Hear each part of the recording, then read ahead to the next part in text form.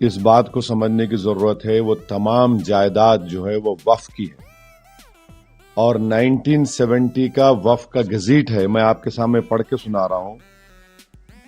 Entry number 40 1970 کی وقف کی گزیٹ.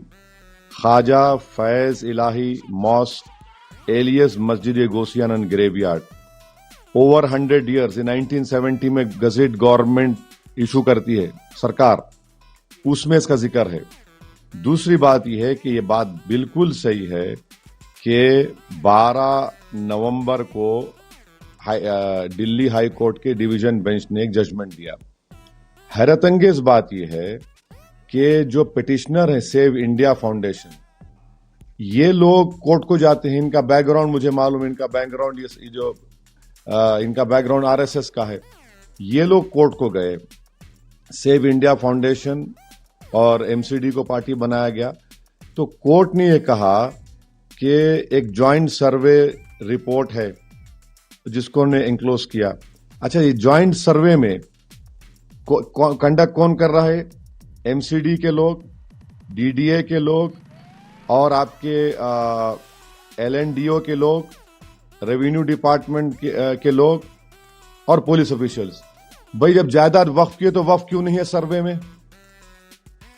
1970 کا وقف کا گزٹ انٹری نمبر 40 وہ لکھ رہا ہے کہ 100 سال پرانی وقف ہے. یہ سروے میں یہ لوگ نہیں ہیں. اور تیسری حیرت انگیز بات یہ ہے کہ یہ کورٹ کے آرڈر میں کورٹ نے کیسے طے کر دیا کہ زمین ان کی ہے؟ کورٹ کو یہ چاہیے تھا کہ وقف ٹریبیونل طے کرتا, وقف ٹریبیونل کو نہیں گیا. چوتھی بات یہ ہے کہ جب کورٹ نے کہا کہ LDO کی ہے تو اس وقت دلی وقف بورڈ کے ایڈیشنل اسٹینڈنگ کونسل بیٹھے ہوئے تھے کورٹ میں, انہوں نے کوئی اعتراض نہیں کیا. پانچویں بات یہ ہے کہ کورٹ نے کہا کہ MCD کے ڈپٹی کمشنر کو, بھائی ڈپٹی کمشنر اپنے ہی معاملے میں کیسا فیصلہ کرے گا بتائیے؟ یہ تو پرنسپلز آف نیچرل جسٹس کے خلاف ہے. تو اسی لیے دلی وقف بورڈ کو یہ چاہیے تھا کہ اس میں پارٹی بنتے, یہ جو آرڈر آیا, اور اس کو بتاتے کہ بھائی یہ 1970 کی گزٹ ہمارے پاس ہے, یہ وقف کی پراپرٹی ہے. تو یہ نہیں کیا گیا. پھر جب یہ آرڈر آ گیا تو دلی وقف بورڈ کو اور وہاں کی کمیٹی کو اس کے خلاف ریویو ڈالنا تھا.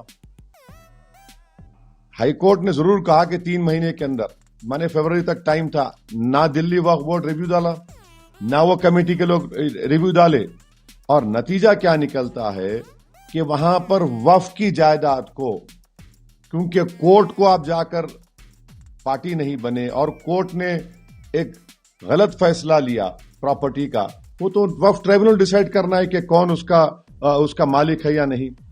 تو اسی لیے, اور ایک چیز, یہ جو وقف ہے, یہ وقف دلی وقف بورڈ کو ہر سال وقف چارجز دے رہا ہے 20%. دلی وقف بورڈ لکھتا ہے 70%. تو یہ کیس چل رہا ہے ابھی ہائی کورٹ میں. تو اس سے صاف طور سے معلوم ہو رہا کہ یہ جو LDO ہے, یہ LDO ministry of urban affairs کے تحت ہے. تو مرکزی حکومت اور دلی کی مل کر, اور اس وقت کا جو ایڈمنسٹریٹر وقف بورڈ کا تھا اور MCD کا ہیڈ تھا, ایک ہی آدمی تھا.